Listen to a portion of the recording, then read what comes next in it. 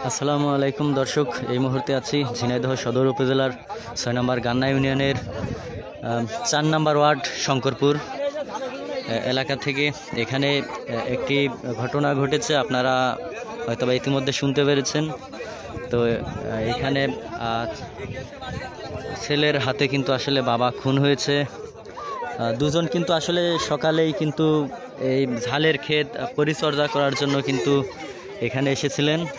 তো বাবা এবং ছেলের মধ্যে কিন্তু আসলে তর্ক বিতর্ক শুরু হয়।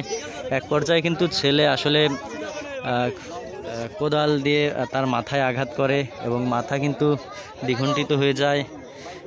সাথে সাথেই কিন্তু তার বাবা মৃত্যুবরণ করেন।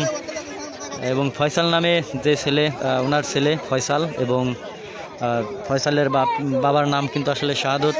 তো এই ফয়সাল কিন্তু আসলে তার বাপেকে কিন্তু আসলে হত্যা করেছেন। দেখুন, এখানে কিন্তু প্রচুর মানুষ কিন্তু আসলে দেখতে এখানে এসেছেন। ইতিমধ্যে প্রচুর মানুষ আসছে। তো আসলে আমরা লাশ দেখাতে পারছি না, যেহেতু এখানে রক্তাক্ত অবস্থায় কিন্তু পড়ে আছে। আসলে ফেসবুকের কিছু বিধিনিয়ম আছে, আসলে এই কারণে কিন্তু আমরা ওনাকে দেখাচ্ছি না। শঙ্করপুর গ্রামের তাইজেল হোসেনের ছেলে শাহাদত এবং শাহাদতের ছেলে ফয়সাল। এই ফয়সাল কিন্তু আসলে তার বাবাকে খুন করেছে।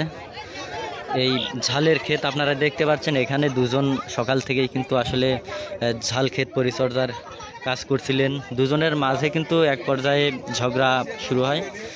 তো তাৎক্ষণিকভাবেই কিন্তু আসলে তার ছেলে কোদাল দিয়ে কিন্তু আসলে তার মাথায় আঘাত করে এবং তার মাথা দ্বিখণ্ডিত হয়ে যায়।